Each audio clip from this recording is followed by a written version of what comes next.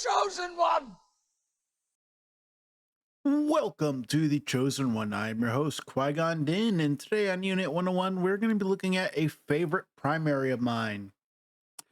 I have been putting him back on the table. It is none other than Clone Sergeant Hunter. So he is an 8 squad point primary who is in the 2 arrows from Clone Wars era all the way to Reign of Empire era. He brings us 3 force points. He is a 9 health, 3 durability unit with Bad Batch, Clone Trooper, Galactic Republic, and Scoundrel. Very good tags to have. He brings us a tactic at the start of this unit's activation. Choose another allied Clone Trooper unit. One character in the chosen unit may dash. Then if the chosen character is Bad Batch, that character may instead advance. This is really good in the lists that you're playing him, where you're playing him with a bunch of clones. This with Boss means Boss can advance because Boss has an ability to allow him to advance instead of dash by taking some damage. He is giving us another active ability called Striking Distance. One character in this unit may dash, then make a 5-die melee attack. His melee stance is really good, so this is just extra mobility and extra power.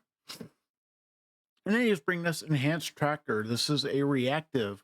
When an enemy primary unit makes a move action after all moves have been resolved, this character may use this ability. One character in this unit may dash towards the character in that enemy unit.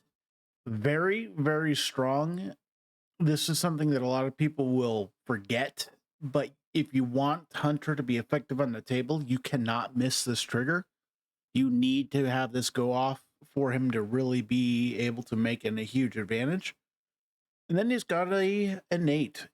It's hard to compete with Jedi. When a character in this unit defends against an attack, it may reroll up to 2 of its fail results. If he is exposed, you may instead reroll all of your fail results. This is going to allow Hunter to be surprisingly tanky against pretty much any type of attack. He's very good in that regard. So that 9 health will actually get him a little bit farther than, say, like some 11 health primaries. He brings us an identity that is very good for clone lists. The leader of the batch. When an allied character makes an attack as part of a combat action, it may change 1 fail result to a hit result. If this character is Bad Batch, it may instead make a fail to a hit or an expertise. This is going to be very good for himself. This is going to be very good for any clones on the field. It really raises the consistency of your clones. And with the balance pass update to a lot of these clones' expertise, you really can just make clones super consistent in what they do. Looking at his attack stances, his range stance, where you're generally going to start him off in the game, is Huntsman. You look at his damage tree, he starts off with 2, then it goes to a damage and a shove, or it's a damage and exposed to that damage and a shove. It's very good for the first couple steps. He's throwing 7 attack dice at range, 6 at range defense, 6 at melee attack, and then 5 at melee defense. Very good expertise here with his modified commando armor. 1 gets you a block, 2 to 3 gets you 2 blocks and a heal, 4 plus gets you 2 blocks, a heal, and a dash. Keep in mind with that, with your rerolls, you're likely to get this second step down. His offensive expertise is really interesting. His vibro knife melee expertise on this side is kind of just like meh. It's 1 to 2 is a hit, 3 is a crit and hit, 4 plus is 2 crits and a hit. So not the best melee expertise, but his range expertise can kind of get pretty spiky. 1 to 2 is a crit and a damage. Very good for early damage. He does 4 damage and a shove off 2 results with that expertise. 3 plus gets you a crit, damage, and a dash, and then 4 expertise gets you 2 crits, a damage, and a reposition. So if you get your high end with your expertise, you get a lot of movement. We really want to be getting him that extra movement to be really doing what he wants to do. And because of this, I generally like, when I'm making attacks and when I'm wanting to pick targets, I'm generally attacking in melee. So we look at his melee tree.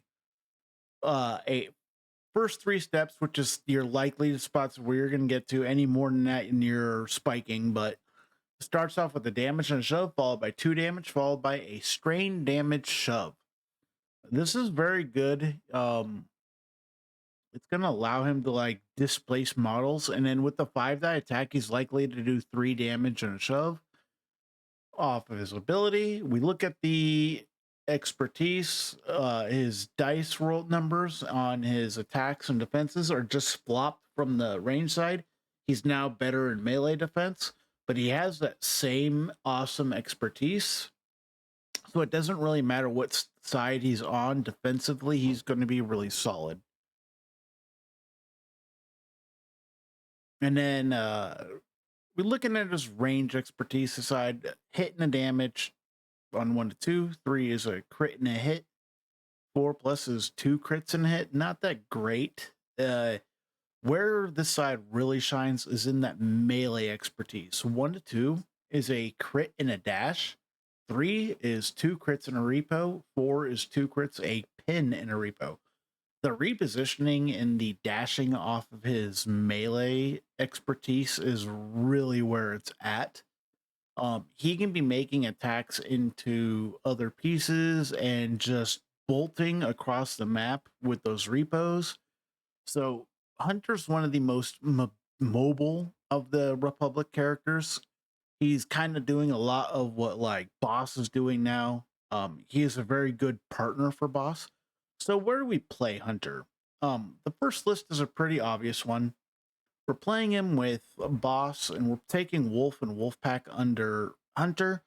This whole group likes to get into melee, and really you just start adding in the dice fixing, and they get easier access to their Wolfpack ability, giving them the extra melee dice so they're not relying on Fixer. And then Delta Squad as a whole, this squad can pivot really hard and play really aggressively, but keyword on the is aggressively. It's not a killy list. This is a shoving, do a lot of conditions list.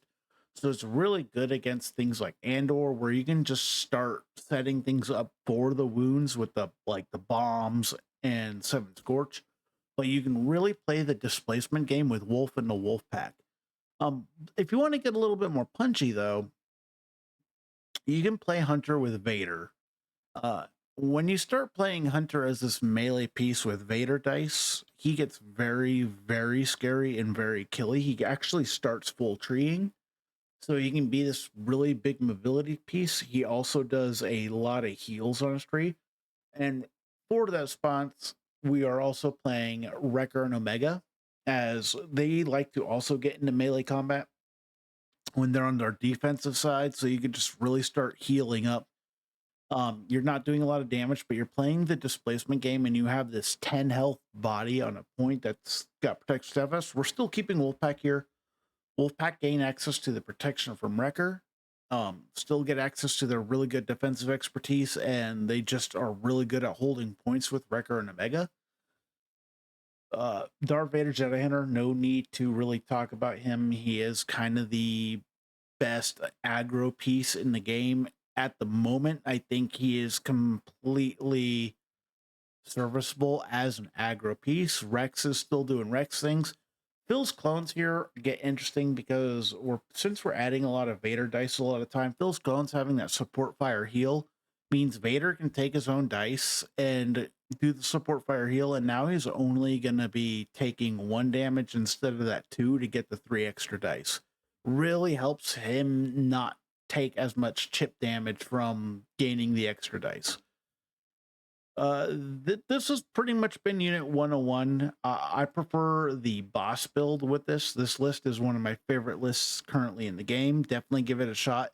Has a lot of moving parts, but it is very aggressive, very score heavy, and both your supports are the most dynamic supports Republic has access to at the moment. I think Wolfpack are 100% slept on because they don't have hunger synergies, but they don't need them. This support is a workhorse and will really do in the work if you're playing an all clone list. Thank you for watching this episode of The Chosen One, a Star Wars Shatterpoint podcast. If you want to catch the next video, you can watch the one linked above, or you can just go and listen to the podcast on the playlist below. Please like and subscribe. Thank you for your support.